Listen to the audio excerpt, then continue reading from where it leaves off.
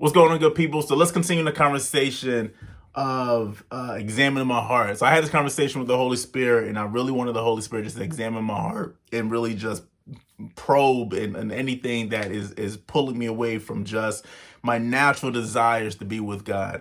Things that are just hindering me, things that I'm not even aware of. It could be things from my past that I just haven't really maybe uncovered unbeknownst to me, or just things I just buried and I just proceeded with life just because whatever factors, right? I think we all have those different traumas and pain points that we don't understand the impact of it because we don't deal with it on a daily basis. But then there's things that are still lingering there that are preventing us from growing and developing and then just becoming the people that God wants us to be. So in the process of me doing this, an exercise of me asking the Holy Spirit to examine my heart, the Holy Spirit led me to James. And the message today is about the desires of our hearts. So I know we always talk about this, especially in our community, that you just trust in God, He's going to give you the desires of your hearts. And that is true. In fact, I believe that there's a lot of things that we don't have because we don't exercise the practice of asking, right? One of my favorite scriptures is Gideon. Gideon in the Bible, in the book of Judges, I believe. God taps Gideon on the shoulder and says, I need you to do me a favor. I need you to go to take care of my people of Israel and take back the land. And Gideon was like, man, kind of hesitant. Like, God, that's a big order. I'm just only one person. So what Gideon did, Gideon asked God to do two things. He said, God, if this is really you, I need you to do something for me. So Gideon asked God to, I might be reversing it, but what Gideon asked God to make it rain that night, and he laid out his coat. He had a coat that he had on. He laid out his coat, put it on the ground, said, God, I want you to let it rain tonight, but tomorrow I don't want this jacket to be wet. So basically he said, whenever you cast dew on the earth, I want it to be on the ground, but not on my jacket. So God did that. Gideon asked and God delivered. So the second time, Gideon was still hesitant. So he went back to God, said, all right, God, if this is truly you, I need you to do one more thing just so I can verify that this is you. So Gideon said, I want to do the opposite. I want you to cast dew on the world at night, or cast dew on the earth at night. But this time, I want the dew to just be on my jacket and not in the earth. And God delivered. The only reason I bring that up into this conversation is because there are so many things that we just don't naturally do, like just asking God for different things, whether it's verifying things or just asking the Holy Spirit to just give us, a sign, if you will, that this is you. There are so many times in my life where literally within hours of me asking and praying about something, literally within hours, I would have my answer right there. I promise you, whether it's through me reading more in the Bible and getting my answer that way, or by God using someone in my life for me to verify something, right? And that's why I don't believe in coincidences. I believe that the Holy Spirit will deliver people in your life, either for a moment, for a season, even for longevity, but those people are there for a reason, sometimes just for the message. So that was about asking.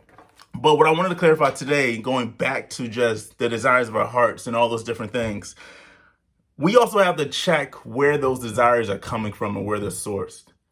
We have to remember that even if we are planting these seeds, if these seeds are coming from a rotten place, you're going to have rotten fruit, right? You can't bury bad fruit and bad seeds and expect good fruit. That's not how it happens.